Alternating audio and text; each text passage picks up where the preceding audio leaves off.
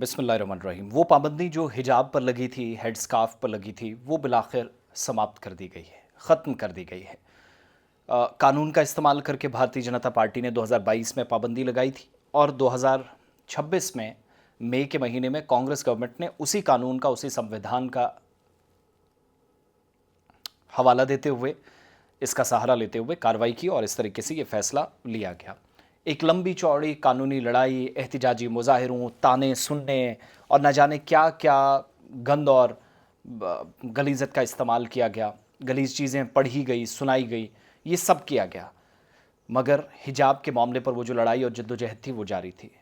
अब कर्नाटक के अंदर, जहाँ पर कांग्रेस की सिद्धारमैया की गवर्नमेंट है, चीफ मिनिस्टर हैं DK शिव कुमार, नायब वज़ीर आला हैं, डेप्यूटी चीफ मिनिस्टर हैं, तो इन दोनों ने कांग्रेस से अच्छा खासा वोट भी लिया है, मुसलमानों से अच्छा खासा वोट लिया और दबाव भी काफ़ी ज़्यादा था कि जब कांग्रेस की गवर्नमेंट आए ये फैसला लिया जाए। मुसलमानों में खौफ तारी करने की कोशिश बीजेपी की तरफ से 2022 में हुई थी, वो 23 में मई के महीने में ख़त्म हुई। इस बार मई में सरकार 3 साल पूरे कर रही है, ये जो मई का महीना चल रहा है, तो बिलाखिर वो फैसला पलटा गया और 2022 का ऑर्डर कि क्लासरूम्स के अंदर हिजाब नहीं पहना जा सकता, वो ख़त्म कर दिया गया, वापस लिया गया और एक नई हिदायतनामा जारी किया गया। स्टूडेंट्स को तालीमी इदारों में महदूद जो रिवायती और अपनी मर्ज़ी के मुताबिक अलामतें पहनने की इजाज़त दे दी गई है, जो भी वो पहनना चाहें, लेकिन यूनिफॉर्म जो है उसी से मिला जुला या उसी दायरे में रहकर।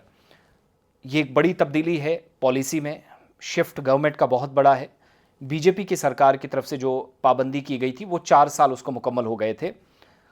एजुकेशनल इंस्टीट्यूशंस में मजहबी आज़ादी और लिबास के जो ज़ाब्ते हैं, जो रूल्स हैं, रेगुलेशंस हैं, उस पर एहतिजाज और एक तरह से नेशनल डिबेट का ये हिस्सा बन गया था। फिर मुस्कान, अल्लाह अकबर के नारे जिसने भगवादारियों के सामने लगाए थे, भगवा रंग के कपड़े और गमछे पहने हुए जो लोग सामने आए थे, उनके सामने वो जय श्री राम के नारे लगा रहे थे, तो उन्होंने वापस जज्बाती अंदाज में अपने ख्यालात का इजहार किया था और वो हुआ था और काफ़ी वायरल हुई थी।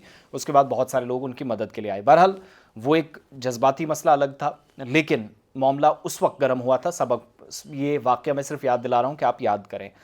तो ताज़ा तरीन फ़ैसला तब हुआ जो मुस्लिम कम्युनिटी के कुछ हिस्से हैं बढ़ते हुए दबाव के दरमियान आया और दावरंगी ज़िमनी इंतखाबात में भी उम्मीदवार मुसलमान नहीं उतारे गए थे, तो कांग्रेस पर और प्रेशर आया और इस तरीके से लास्ट में वो फैसला जब लिया गया तो मुसलमानों को थोड़ा सा राहत भी पहुंचाई गई, खुश भी किया गया। लेकिन सरकार पर बीजेपी तनकीद कर रही है। आर अशोक जो अपोजिशन लीडर हैं वो कह रहे हैं कि सियासी फ़ायदे के लिए हिजाब के मसले का इस्तेसाल कर रही है और दावरंगी के वाक़यात के बाद अक़लियती बरादरों में गुस्से का हवाला देते हुए उन्होंने कहा था कि कांग्रेस हुकूमत महंगाई, करप्शन, किसानों के मामले, पीस, लॉ एंड ऑर्डर, इन मसाइल को नज़रअंदाज कर रही है। लेकिन कहानी ये है कि फ़िलहाल बच्चियाँ स्कूलों में, कॉलेजों में, यूनिवर्सिटी में जाएंगे अपनी मर्ज़ी की और हिजाब के साथ क्लासरूम्स में एंटर हो सकी थी। तब जो दाखिला भी बंद कर दिया गया था, बच्चियाँ अंदर नहीं जा पा रही थी, तो वो फैसला पलट गया है।